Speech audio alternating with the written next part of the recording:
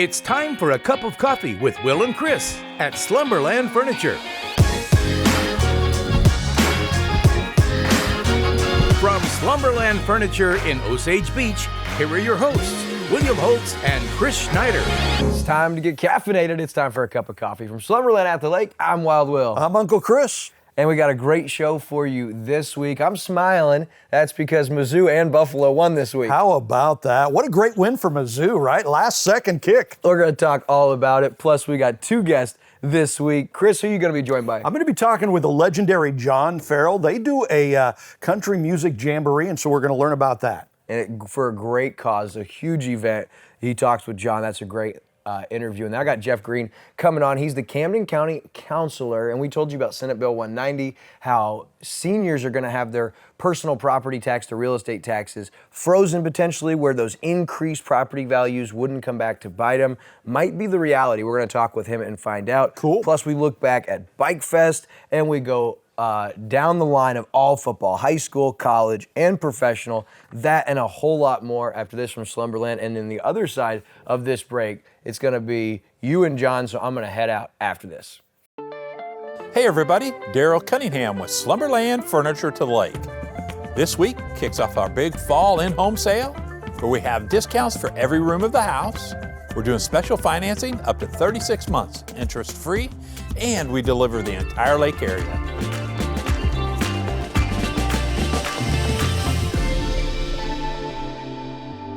Come see us, Slumberland Furniture, where we're bringing happy home. And welcome back to Cup of Coffee with Will and Chris. You can see Will has stepped off the set. We've got somebody much better than either Will or me. It's Mr. John Farrell. How's John? Hey, I'm great. What a day. Oh, my beautiful goodness. morning here at the lake. You are a legend at the lake, man. I don't know about that. We were just talking about some of the stories from the good old days with Lee Mace and stuff like that. You have carried on the tradition of country music here in the Ozarks, here at the Lake of the Ozarks. So you've got something called the Country Music Jamboree, right? Yes. So what is the Country Music Jamboree? Well, a Genuine Country Music Association was formed in 2009 with the idea of trying to maintain and promote traditional country music. Mm-hmm. And we stumbled along and done some benefit shows for wounded warriors and the Children's Hospital. And finally we caught on an idea. One of the gals, Diane Holmquist, involved, said, a State Fair Community College here, we ought to, and we pulled State Fair in, and with that started the Jamboree, with the idea we'll have this jamboree, traditional country music, and we'll raise funds and donate to State Fair Community College. Yeah. And we started that in 2013. And would you know, today we have $153,000 in our endowment fund. We have a Genuine Country Music Association endowment fund with State Fair Community College. And from that, they award scholarships to local students attending State Fair Community College here in Osage Beach and the nursing school in Eldon. Wow. And that endowment fund builds, and what's funny, we've contributed $143,860 to it, but the investment has grown greater than what they've been paying out in scholarships, and there's $153,000. It will run on, and our guideline was it stays at the lake. Yeah, So that is so cool. So it benefits students Locally. Yep. And we're really, really proud of it. Okay, so you started this in 2013. The Jamboree. Okay. Yeah. And the purpose is to help raise money for local charities. And it's not just State Fair College, right? I think it's Wonderland Camp and the Lake of the Ozarks Soccer Association too. Lake of the Ozarks Soccer Association, which our son Justin Farrell had set up, took that over a few years ago. Mm-hmm. And it was struggling, so we pulled them in as a charity.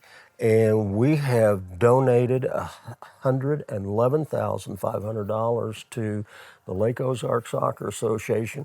And what's great about that, if you go to the soccer fields at Lynn Creek, which that property was donated to the Soccer Association by Ben Turner, and there's approximately 450 young little kids participate. 450? Local. Wow. Yeah. That's and amazing. Then from that, he's went into Eldon and pulled in the Eldon soccer program, and talked to him the other day. He was up for sales, and he's trying to pull that. Justin is a soccer. Yeah, he's crazy about soccer, isn't he? He played soccer. He went to college at St. Louis on the soccer program, and he loves little kids. And it's just, I mean, everybody should go down there and watch that. Those little kids, they're not at home watching TV. They're not on iPads. They're out there running around playing soccer and learning the game. Doing something healthy for them. Yeah. And you guys have helped that out in a great way, over 100,000. Well, and because he has certainly a lot of costs, with that property and cutting the grass, and he fenced it, he put in irrigation system, he built a new kitchen and bathrooms. Yeah. It's just fantastic. Wow. And it benefits local. And again, it stays local. Okay, so tell us about the Jamboree. It is Sunday, October 8th, so it's coming up pretty fast. It is. It's going to be at the Lodge of the Four Seasons. At Campana Hall, Lodge of the Four Seasons, Sunday afternoon starting at 2 o'clock. Doors open at 1 at Campana Hall. It's a beautiful facility. We set up for 500. Last year we sold out. This year looks like we're going to sell out. And, last year after the event, we do have some expenses involved, but we netted $56,500. Wow. We pulled Wonderland Camp in as a charity and donated money to them last year. And we're going to again this year. That's amazing. Okay, so we're running out of time, but if folks want to get some more information on this, where do they get it? Okay, they can call 573-216-2182. That's my wife. She has tickets, on top of all the ticket sales and everything, and the tables, and you can reserve tickets. We can mail them to them yet. They can come by the office and pick them up. Okay, great. He's the great John Farrell. It What's is left of him? The Country Music Jamboree. And so go give them a call and get involved in that. It's greatness. Thank you, John. It seems like there's a great high school football rivalry game on Lake TV every Friday night. Here we go again. This week, it's the Lakers and Zizzers squaring off. Perennial playoff contenders and Ozark Conference rivals Camdenton and West Plains square off at the Jaws of Death, Bob Shore Stadium. It all starts with the COMC pregame show at 6:30. Kickoff at 7. Will it be the Lakers or Zizzers? Join William Holtz and Mike Bissell Friday night to find out on Lake TV. And we're back. I've jumped back on set, gotten rid of Chris for a minute, and as promised, we have Camden County Councilor Jeff Green. Jeff, thanks for being here today, my friend. You're welcome. Good to be here. Okay, so our topic today, Senate Bill 190. I told you guys a couple of weeks ago that Camden County was working on and putting into motion something in effect that would freeze or limit or reimburse senior citizens for their personal property tax. Now, I didn't know the details, and so in comes the expert. And so when we tell Camden County residents that SB 190 is going into effect, let's start with what is SB 190? Sure. SB 190 actually stands for Senate Bill 190. That's the bill that moved through the legislature to enact the legislation. It actually falls underneath of Missouri Statute 137-1050. That's the new statute that was enacted under Senate Bill 190. Okay, awesome. And so what this is going to do exactly is what for, I guess, senior citizens in Camden County? Tell us exactly what this means for seniors. Sure. So the reason Senate Bill 190 was enacted was to give a tax credit for real estate taxes to individuals that were I'm going to say 62 years of age and older. There's some confusion as to what it says. When you look at the actual language of the statute, it says those that are eligible for Social Security, which would potentially eliminate, some people that don't receive Social Security, such as school teachers and railroad workers and some others. But the purpose was to give a credit to our seniors for increasing real estate taxes. The problem that was identified was there were some seniors that are on fixed income, and the real estate taxes continued to go up, and they didn't have the income to pay the real estate taxes, and so they were potentially losing their houses because they couldn't pay the real estate taxes. That was the purpose of this. And the unfortunate thing is that the legislation that was passed wasn't extremely clear on several things, which was including implementation and how to do that. So one of the things we did was try to make that easier to understand for not only the people that have to use it, but the citizens also. I want to ask, because this appears to be a really good thing, and at this point this has been passed and it goes into effect in 2024, correct? Correct. The ordinance we passed does take effect for the 2024 tax year. Okay, very good. And so when we talk about this, and obviously not to put you on the spot with figures, but when you look at maybe a median house here at Lake of the Ozarks that might happen, is this going to be a substantial credit that they'll get back due to the increasing property values? So here's I am an attorney, so I'm going to dodge that question. But here's the way this works. What we're going to do is we're going to freeze, and this is what the statute says, we're going to freeze the tax liability as of a certain date. That doesn't mean you're going to get anything refunded. It means as of, let's pick January 1st, and that's not true for everybody. Whatever the tax liability is on that date, it's going to freeze. So for the future, if there is an increase in your real estate taxes, you won't have to pay that increase. You will continue to pay that fixed rate forever. So the question becomes, the assessed value would have to increase on your real estate from the time it was frozen, and or your levies would have to increase from the time they were frozen. Well, if for some reason your property isn't reassessed or there isn't a new tax levy, your real estate taxes don't change. So it's really not going to be of any benefit to those people. But for those where the real estate is being reassessed and increasing, or there is a new tax levy, it would save them money. And the question is how much? And the reason I can't answer that is because I don't know how much their assessments are going to go up or what the new tax levies might be. Now, this started at the state level, but this was done by our commission, correct, in Camden County. They kind of spearheaded this. And so I want to ask you, you've been with Camden County. I mean, this is one of many things that our county is trying to do and take advantage of not just state but federal things that could help our locals, because let's face it, Jeff, I mean, we are seeing in this climate financially, things are getting tighter, and as prices continue to climb and people's income don't necessarily, there's going to be other situations that we run into and have to figure out a solution to. And so it's good to see our county do stuff like this, and you're around it all the time, and they're doing other stuff to try to help the county as well. You know, and I'm not going to get into all the details, but I think our county is being proactive in trying to accomplish some of these things. They decided that this was one of those things that was important to the residents of the county. There's a lot of controversy across the state regarding Senate Bill 190 and how it was enacted. And I've talked to counties across the state, and many of them have decided to take a let's wait and see attitude to see what the legislature does to fix some of these things. And Camden County decided, no, we're not going to take a wait and see attitude. We're going to do what we think is the right thing to do and implement it.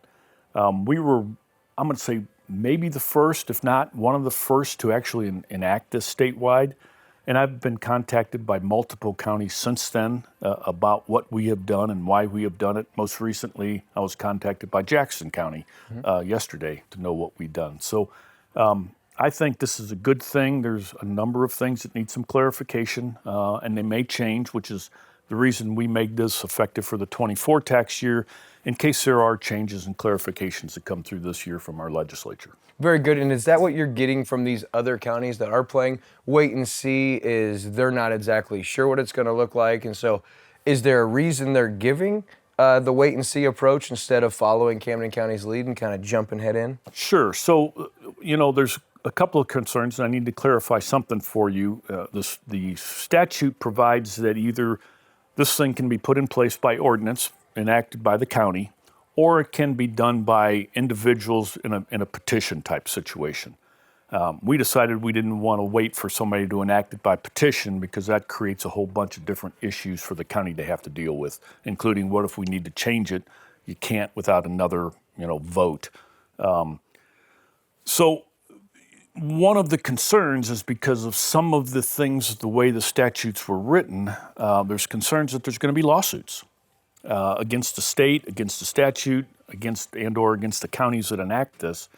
And we spent a lot of time looking at those risks and tried to mitigate those risks in the ordinance we put together under the assumption that we don't think that Camden County would be sued underneath of the statute. There may be some lawsuits that occur, but I would think they would happen at the state level. Nothing to my knowledge has happened yet, which has kind of been a surprise to most people that thought it was coming. So that's one of the reasons why there's some that are taking that wait-and-see attitude, because they don't want to be involved in a lawsuit. I think we're safe, even if lawsuits are brought up. Awesome. This is Jeff Green, Camden County Councilor, talking about Senate Bill 190. For people watching that may have more questions, I know they don't want to reach out to me because I have no idea about this, but how can they reach out to you or Camden County and ask those questions? So I would tell them to contact the Camden County Commission. I try not to handle questions, directly myself, being the attorney for the county, but I'd tell you to reach out to the Camden County Commission, and if they can't answer those questions, they usually bring me involved at that point. Beautiful flowers, plants, and custom paintings. That and a whole lot more on our next edition of the LOZ featured doc series presented by Jonathan Hartenstein, broker associate with Lake Ozark Real Estate. We're at the 9-mile marker of the Glaze Arm for Flower Pot Cove. Don't miss our next LOZ featured doc.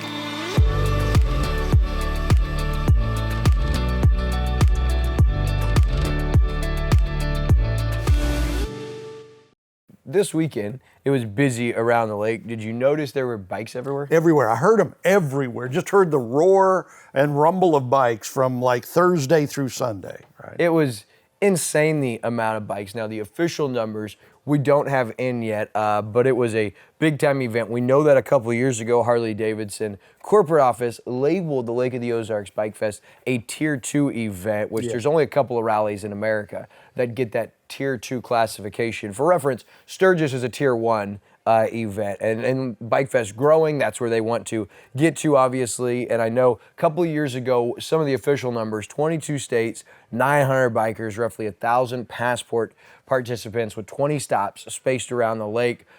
Pretty special. For those of you that don't know what Bikefest is, you get your passport and then you go to all of the stops. And if you complete every single stop, like I said, there's 20 of them, all the way from the west side to Camdenton, all over the lake area, then you are eligible to win some big prizes. In the top three, obviously, there's a $20,000 Harley Davidson. Wow. Then there's also 2 CF Moto motorcycles provided by Sturdike Yamaha, and so we did have winners. We have Jessica Clark. She won the $20,000 Harley. Congratulations. Wow. I mean, can you imagine? Most of these people probably a vacation, right? Like a trip. You book this, you plan on going, and you have the time of your life. You hit up all the bars, have a great time, and you end up leaving with a brand new Harley Davidson. That's a dream come true right there, man. And maybe you aren't Jessica Clark, but maybe you are Christy Admire, who won the CF Moto 300 SS from Sturdike Yamaha, or Dan Butchman. He won the CF Moto 300 in K. So pretty cool for them, and Bikefest has continued to grow. If you watch next week's Cup of Coffee, we're going to have official numbers we can tell you. But I'm curious, how many bikes total, just roughly, Chris, do you think were around? And there's really no way to gauge this and know if you're double counting, so we've never been able to do a super accurate, pinpointed number, but they always throw around a number. How many bikes? I would say, I don't know, would 2,000 be close? I have no idea. Okay, well, they throw the number around. Historically, 70 to 100,000 bikes are in the lake area. Unbelievable. Because a lot of people just ride around. They don't even take part in the passport and do the stops with the stamps. They're just coming to partake in all of the festivities. And so that's the numbers that we've heard historically. Could be a little fabricated. It might be low. Who knows? I mean, because there were bikes everywhere. And so we're waiting for official numbers, and we'll make sure that we share those with you. But come on, 2,000? 2,000, man. I mean, I don't know. It sounded like 100,000 There was bikes. that many in my driveway, it felt like, at like 2 o'clock in the morning over the weekend. No kidding. We're close enough to the highway that you could just hear the roar throughout the night. And I was like, do they ever turn the bikes off?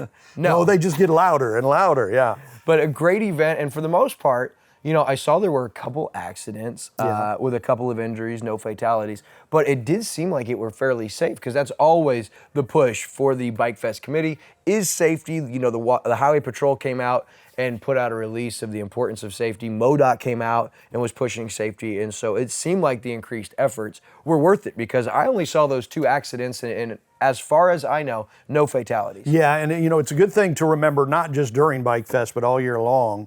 Sometimes it's hard to see those bikes. You really have to, keep an eye out for them sometimes. I was going somewhere, you sent me a note saying, hey, be sure to be careful because there's a lot of bikes out, and that is something good to remember. Yeah, I mean, that was Friday after I got to the game. I was like, man, that took forever, but they were out in full force. So just be mindful that event takes place mid to late September every single year, and it is so much fun. All right, so as we move ahead, what a crazy weekend for football. Yeah. Start with the Tigers, MIZ, baby. How about that? I was at the amphitheater because they had a day of Battle of the Bands and the Tacos and Margaritas event out there. I saw our great friend Tom Abbott and J.R. Hartenstein and a bunch of other friends out there for that. But they had the Mizzou game on the big screen while the Battle of the Bands was going on. And there at the end, the game-winning field goal, everybody was watching the big screen.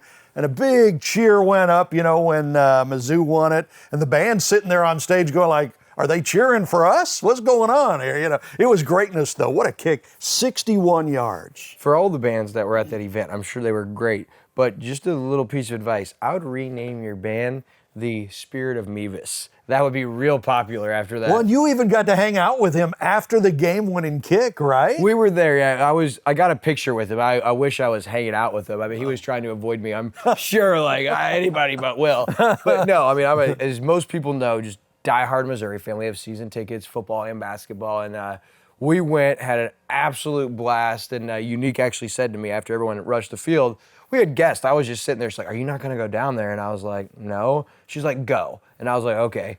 So then I was allowed to be a little kid, which I truly am. And I got to congratulate Coach Drink and get some photos and hang out, but just an electric atmosphere. First, you had the 61-yard field goal from Harrison Mevis, an SEC record. Yep. Brady Cook, he had the game of his life, and this young man is just an overcomer. He's a trooper, and if that doesn't show Missouri fans that this is your guy, not only the best quarterback on Missouri's roster, he's a premier SEC quarterback. If you look at the award list, he's starting to get named on the Davey O'Brien watch list. He was Kirk Herbstreit's #2 quarterback performer of the week. Wow. The only reason I have doubt there is because he named Elijah Drinkowitz the #2 coach of the week. You're not on the Drink bandwagon, are you? I'm not on the Drink bandwagon because I want to like him. That first 2 years of every coach that gets hired at Mizzou, I'm all in for him. Yeah, you're loving him. Yeah. Buy him cars. I send him flowers. I say, I named my daughter after you. But Drink, man, just the predictability of the offense and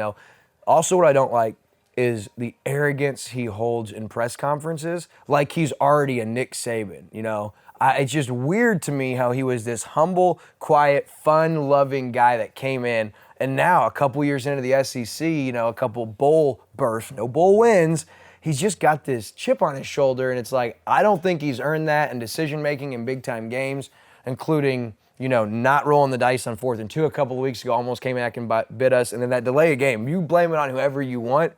Harrison Mevis bailed him out because if he doesn't hit that field goal, let's say, because it's 61, goes into overtime and K-State beats Missouri, we're all talking about Elijah Drinkwitz on the hot seat and how many times that's happened in his short tenure with Missouri. And so Harrison Mevis, Brady Cook, don't forget Luther Burden, over 100 yards after doing it for the first time in his career last week, does it again. And did you get to see some of the plays that Luther Burden made in that game? I did. It was pretty impressive. Pretty greatness, man. I mean, just the best player on the field. Anytime that he's on the field was on full display. But all in all, Missouri gets the win, so I'm going to give Elijah a little bit of a grace period. Congrats, Coach. And I'll give him credit. Once it got moved back to a 61-yarder, he could have tried a Hail Mary or just done whatever. He gave Harrison the shot, which was not an easy choice, and Harrison made him pay for it or allowed him to make the right choice. But, man, it was so crazy. Not until about Monday did I finally come off cloud 9 from that experience. I saw you Monday, and you couldn't even talk. You were still hoarse from the game. It was greatness.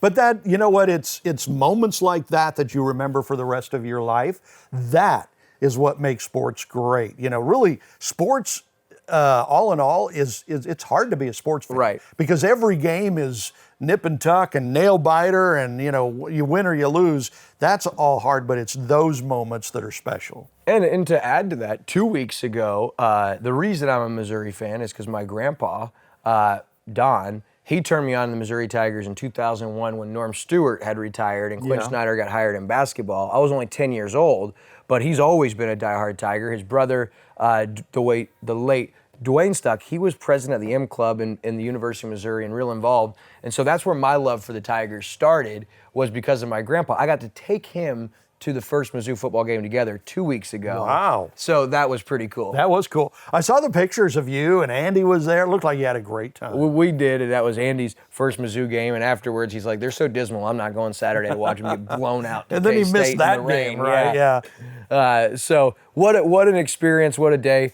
And then if you look at the NFL, the Chiefs were 0-1, and they kind of got back on track. Jacksonville is really tough, and they got the 17-9 win on the road. Yeah. What are your thoughts after that W? That's a big win. Jacksonville's a playoff team. They're one of the better teams in the NFL.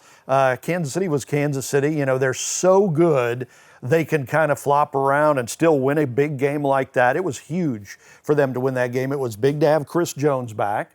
But, you know, now that they've got the win, they're moving. I think they'll be fine. They'll go into the playoffs, and it'll just be a matter of everything. Cincinnati's interesting, 0-2. They lost their second straight. Baltimore's 2-0. Are you still in love with Joe Burrow? Did I not tell you? I still think he is a great quarterback. He just got a huge contract. I don't know, like $300 million or something. But for the second straight year, Cincinnati's off to a slow start. He goes, I'm paid. I'm out. Mic drop. Yeah, no, I'm done. And that's happened before, where, you know, players get the big contract and all of a sudden you never see them or hear from them again. I don't think that's going to happen with Burrow. I still think he's a great quarterback, but it could. Interestingly enough, the Chiefs do get that first win, but it just didn't feel like Chiefs style of play. There were moments that their offense looked dismal. And so luckily in the NFL, it's so hard to win. They even the record at 1-1. They're going to get Chicago on Sunday back at Arrowhead, 3:25 kickoff, and that's a game that they should be able to flex their muscles. Should win that by 20 points at least. So yeah, that should be an easy win for them for sure.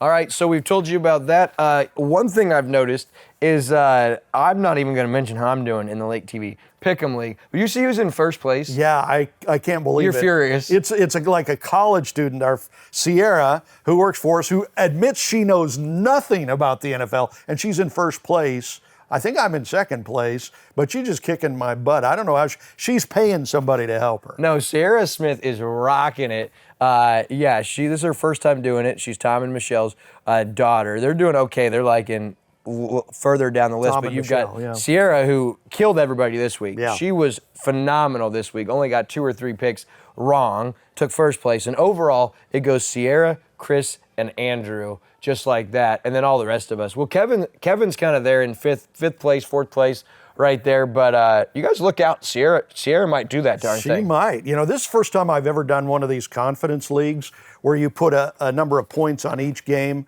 And I like it. I'm having fun with it. But I also think you can be behind and catch up real quick. You have one good week where, let's say it's doubleheader like Monday night, and let's say you would have picked both upsets. Yeah. And you get 30 points and everyone else loses their big point games. It can swing in a hurry. It can, yeah. All right, so we got to mention, the Travis Kelce. I wanted to mention he scored, which ended up being the deciding touchdown in that game. An Iron Eagle on Saturday or Sunday. Do you see what he did? After he scored it, his call of the touchdown was either the title or lyrics to a Taylor Swift song. And it was just real natural and cool before they went to break. And some people caught it and shared the video. So do you love Iron Eagle? He's great. Great broadcaster, absolutely. Super good. All right, so upcoming on Lake TV. We've got Weekend at the Lake with David Leatherberry Thursday through Sunday. That comes to an end at the end of October, so don't miss that series. Plus, you got a real special guest on Spotlight. Absolutely. We've got Colonel Mike Waggett. Most people around town just know him as Mike, but he was a colonel, and I'm talking big time, in the Air Force, fighter pilot and everything. So we'll talk, get some great stories. That's going to do it. Until next week, my friends, God bless.